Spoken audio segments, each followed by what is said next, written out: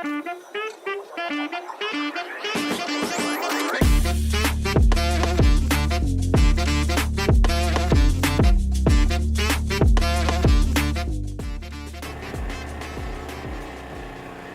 Crooked Tree Wildlife Sanctuary is recognized as a wetland of international importance, or a Ramsar site. This protected area consists of over 14,000 acres of waterways, logwoods, swamps, and lagoon. This wetland provides a habitat for over 300 species of resident and migratory birds. It is also home to other wildlife such as fish, snakes, turtles, and frogs. This protected area borders one of the oldest Creole communities in the country, Crooked Tree Village. And to ensure the viability of this important ecosystem, residents must learn how to make use of its resources sustainably. Birds, right? Every Sunday I could recall as a child, my dad used to go out. We never used to go to the store to buy chicken. My dad would go and kill a bird, and that's what we're going to eat on Sundays. Verna Samuels is the co-owner of Bird's Eye View Lodge, an accommodation in the village that provides overnight stays, tours of the lagoon, and bird-watching expeditions for tourists. Born and raised in Crooked Tree, she recalls her father hunting the limpkin birds, also known as the crying birds. That culture of hunting birds for food has become practically non-existent in the community. Amanda Acosta, the executive director at the Belize On Society, and her team have led the charge in providing public awareness to residents about the importance of this wetland and its wildlife.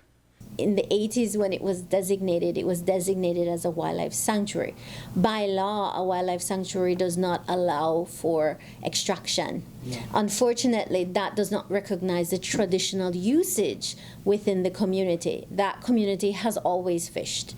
And so it was an area of contention. Contention did build up at one point and it came to a head. And we were forced to go back to the drawing board, both with the community and with the government. Derek Hendy is the site manager at the Crooked Tree Wildlife Sanctuary for the Belize On Society. Hendy understands the traditional significance of this wetland to villagers. He works with residents in schools in surrounding communities to provide education on this habitat. People use it as for food. Every time when it filters out, people would catch the fish and sell it. But there's, as I said, there's a rules and regulation. People really doesn't want to follow the rules and regulation. They just want to do whatsoever they want to do. And if we continue that way, we'll eventually contaminate all of our waterway, and it will be much more expensive for us to even maintain, and for us to get drinking water. The Crooked Tree Wildlife Sanctuary acts as a catchment area for the Belize River that flows from the west of the country to the east and into the Caribbean Sea. The water that flows into this wetland goes through a natural filtration process, removing excess contaminants before flowing back out into the river. Water levels vary throughout the year as a result. But apart from its value to wildlife and naturally purified water, the sanctuary attracts tourism capital for residents. Bird tourism is actually one of the main driving tourism reasons for that in that community. That's what people go there for. And so if there's no fish, there won't be any birds, because that's the food source for the birds as well. So they're all tightly interweaved in terms of one needs the other. The wetland is what causes the birds and, like all the wildlife, not just the birds, to be here, and then in turn that brings the tourists who are bird lovers, nature lovers. So it's like a cycle that, if the birds are here, we start with the wetland. If the wetland is here, the birds are here, the wildlife is here, and that attract the business that we want to attract, the tourists.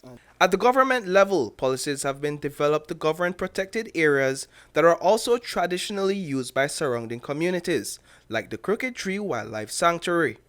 Whereas most protected areas fall under what is termed as a Classification 1, or a no-take zone, Orlando Habet, the Minister of Sustainable Development, explained that given the circumstances, the Crooked Tree Wildlife Sanctuary falls under what is known as Classification 2.